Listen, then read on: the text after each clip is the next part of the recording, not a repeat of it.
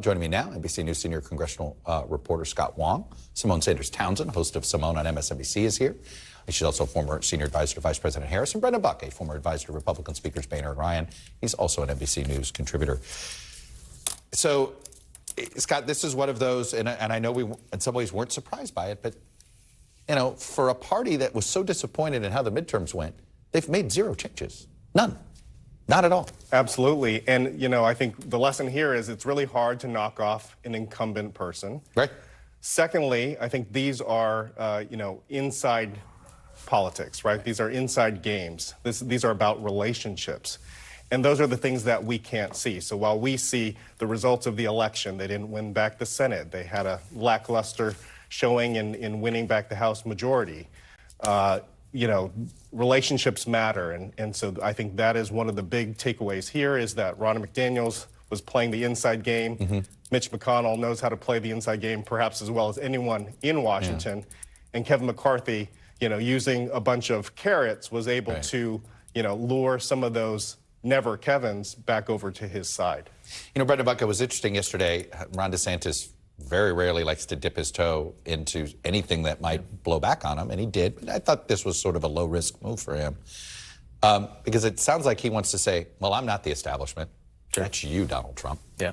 He's a contrarian, so I mean, I don't think that's surprising that he did that. Look, we needed to have some type of conversation, and obviously Dylan is I think a flawed challenger to McDaniel, but at least we needed to have that conversation. So hopefully this process lit a fire under her. I think Ronna McDaniel was the better choice of these two, or I guess three people who were running.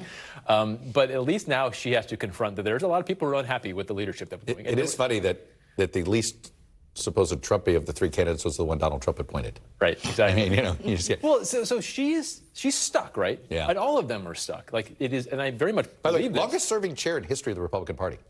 And yet doesn't really know what direction we want to go because she's stuck in this position of we can't live with Donald Trump and we can't live without Donald Trump. And that's probably the biggest problem that she faced, but also her opponents were facing. Well, and let's be realistic. Harmeet Dillon was not Lee Zeldin, okay? No. And I think part of the issue is, and we see it with the DNC too, being the head of the RNC and DNC ain't what it used to be.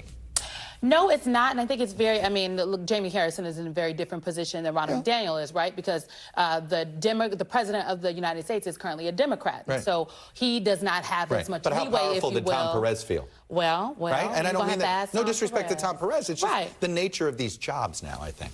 Well, I think it depends on who is doing the job and how and what kind of relationships, to Scott's point, and influence that they have. I agree with you that the flawed challenger is the best way to describe Dylan's challenge to Ronna McDaniel. But the reality is, I think a lot of people were thinking about, people forget, the parties, their main job, the RNC's main job this cycle is going to be to administer a primary process to choose their presidential candidate. Yeah. That is the job. And you need a chair and officers who understand the job and can get it done. What I want to know is, does Kevin McCarthy really want to be, it's normally the Speaker of the House, if that's the party is chair of the convention? Good luck being chair of this convention. Brendan Buck, I want to ask you a little bit of news there from Ken Buck. No relation, I assume. No relation. Okay. Who said he was not going to vote for the resolution to kick off Ilhan Omar off of committee.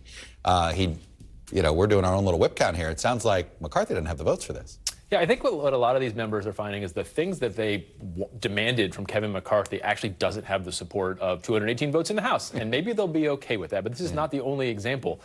They talked about bringing up the fair tax, getting rid of the income tax and replacing it with a sales tax. I think Hakeem Jeffries would introduce that resolution, the fair tax, if he wanted him to, right, Scott? But they're realizing, the House is not as conservative as they think it is. Not everyone is a Freedom Caucus member. And all these things they want, they're going to figure out. And it comes to the basic stuff of funding the government. They're probably going to realize there aren't the votes for spending cuts that they want. I was just going to say, Scott, does this give us a hint that maybe this debt ceiling showdown is going to go down with a whimper, that there really isn't, it's a smaller group inside this conference that wants to fight?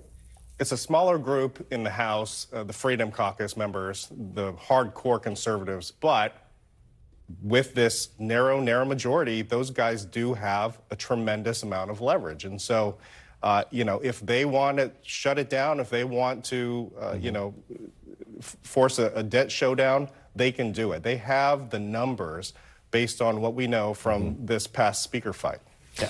I'm going to shift gears to Ron Klain versus Jeff Zients. You know them both. Yes. Simone. What it looks like to me is one is a super Paul in Ron Klain, who also knew how government worked. Jeff Zients, former budget director, knows everything how government works.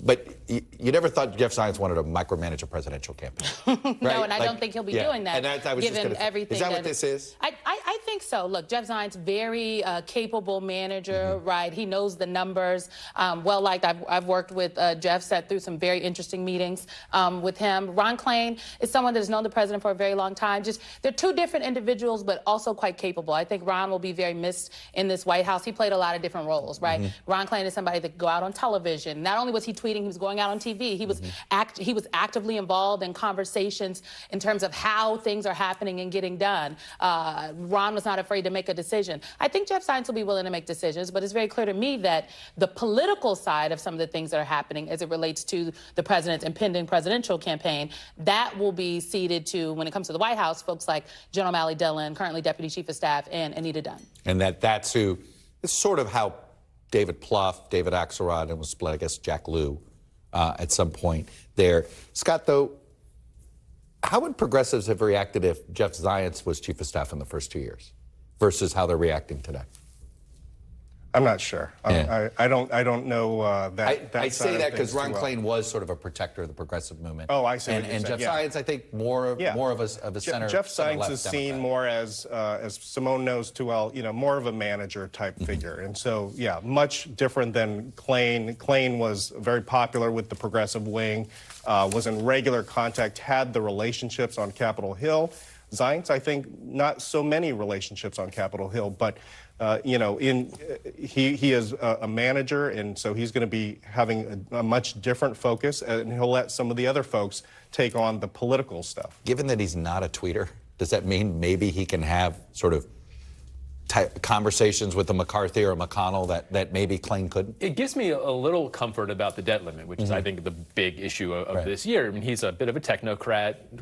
I think he probably negotiated some of the previous debt limits that we dealt with. So he's probably someone who I think certainly also cares a lot more about the markets and understands that we need to come to a solution and may not be so concerned about what are progressives going to say if we fold, a little bit over here. He probably just wants to get the job done. I think that's encouraging. And there's nothing like a former budget director who knows how to help make sure that how the used to be chair of the NEC NEC as well. He's got a lot of economic experience. Yes, he does. Simone, Scott, and Brendan, thank you.